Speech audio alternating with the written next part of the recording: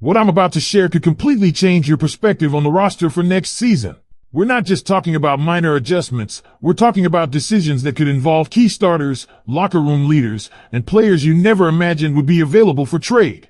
And believe me, when you hear the names and the reasons behind these potential moves, you'll understand why the front office is facing one of the toughest periods in recent years.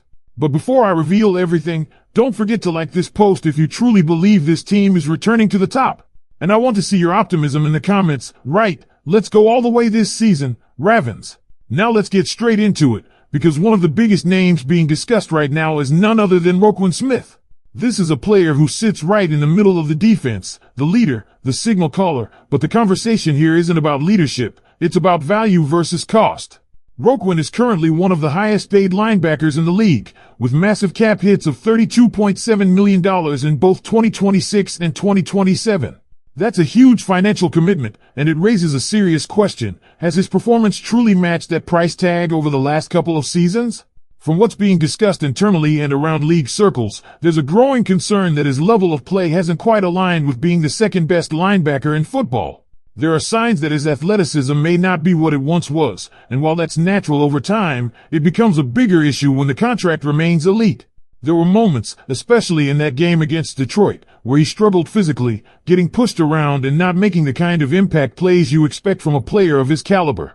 And then there's conditioning. Reports from OTAs suggest he showed up, which is great from a leadership standpoint, but there are still concerns about his physical shape. At this stage of his career, the expectation is adaptation, maybe slimming down a bit to regain speed rather than carrying extra weight that could slow him down even more. Now here's where things get interesting. Despite all of this, around the league, Roquan Smith is still viewed as a top-tier linebacker. That perception alone gives him trade value. But the Ravens didn't really address linebacker depth in the draft, and with names like Teddy Buchanan coming off injury and Trenton Simpson still developing, moving Roquan would leave a major gap. So this becomes a delicate balance between financial flexibility and maintaining defensive stability. Shifting to another big name, Marlon Humphrey, this is not the first time we've heard discussions about potentially moving on from him. Again, the core issue here is financial. Humphrey carries a cap hit of over $26 million in 2026, and based on his 2025 performance, there are real questions about whether that number is justified. Last season, he struggled more than we're used to seeing. There were multiple games where opposing offenses clearly targeted him, and that's not something you typically associate with a player of his reputation. The numbers behind a potential trade are also fascinating. If the team moves him after June 1st, they could save over $15 million. That's significant flexibility, especially for a team always trying to stay competitive while managing the cap. And here's another layer to this story. The Ravens may already have a potential replacement developing in-house. There's growing excitement about rookie Chandler Rivers, who was a fifth-round pick but is already being talked about as a high-value selection. If he shows out in training camp and preseason, the front office might feel confident enough to make a bold move. Then there's the situation with Broderick Washington, who might not even make it to a trade. He could be a cap casualty.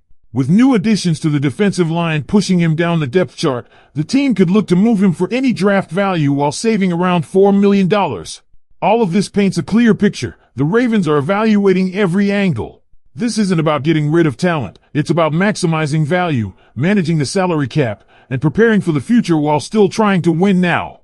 And we haven't even touched the offensive side yet, where names like Rashad Bateman are also being mentioned in trade discussions after the team added multiple wide receivers in the draft, making that room more crowded than ever. And continuing from everything we've just discussed, the situation on offense might be even more intriguing, because this is where roster competition is starting to create real pressure, and that's where trade value begins to spike. Let's go straight into Rashad Bateman, because his name keeps coming up in conversations around the league. And this isn't something new. There were already reports in the past that teams like the Cowboys had interest in him, and insiders have continued to mention that Bateman has been part of trade discussions alongside other wide receivers across the NFL. Now here's what really changed the picture. The Ravens went into the draft and invested heavily at the wide receiver position. They didn't just add one guy, they added two receivers early, back-to-back, bringing in fresh talent and instantly making that room more crowded than it was before. And that creates a very real scenario. Because yes, Bateman is currently more experienced than those rookies. He's proven, he's played snaps, he's contributed. But the front office now has to evaluate something very carefully. If one of those young receivers steps up quickly during minicamp, training camp, and preseason and shows they can be that WR2 option, then suddenly Bateman becomes expendable, not because he isn't good, but because he has value. And that's the key word here, value. Every single name we're talking about in this report has value across the league. That's why these discussions are happening. Now let's shift to the offensive line, where Andrew Voorhees is another name quietly being monitored. This one is less about headlines and more about depth chart reality. Right now, Voorhees is buried. If you rank the guards on this roster, he's sitting behind multiple options, making him essentially a second-string player with limited opportunities to start. And when that happens in the NFL, teams start making calls.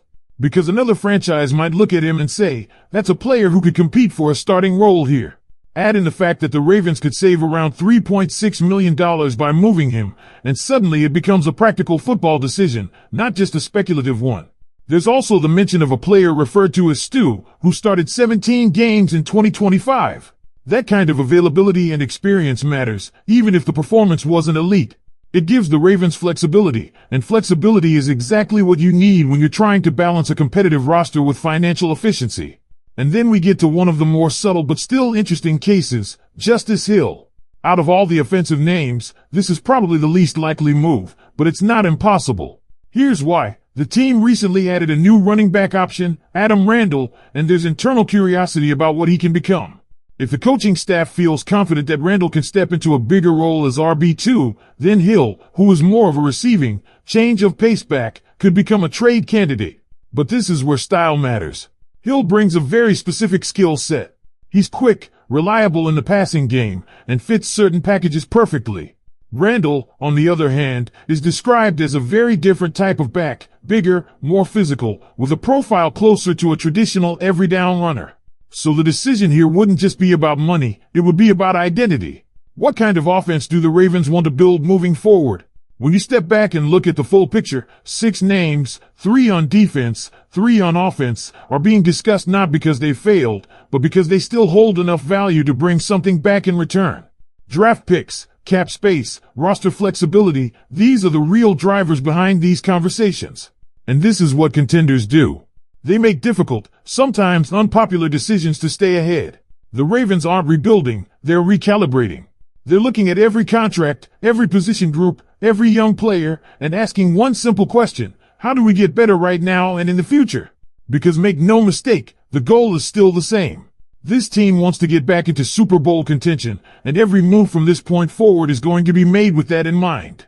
Now I want to hear from you again, Ravens fans. After everything we've broken down, which of these potential moves would you actually support, and which one would you absolutely reject no matter what? And don't forget to subscribe, leave a like, and check out the next video on your screen for more exclusive Ravens updates. And this is where things start to get really interesting, because the first name being discussed is not just any player, it's the heart of the defense, Roquan Smith. We're talking about the guy who commands the middle of the field, the leader, the voice, but also one of the most expensive players on the roster right now. And in today's NFL, no matter how important you are, if the performance doesn't fully match the contract, tough questions start to be asked behind closed doors. Roquan is carrying massive cap hits, over $32 million in the next 2 seasons. That's elite money, the kind you pay to a player who consistently dominates games. But internally, there's growing debate about whether his recent performances truly justify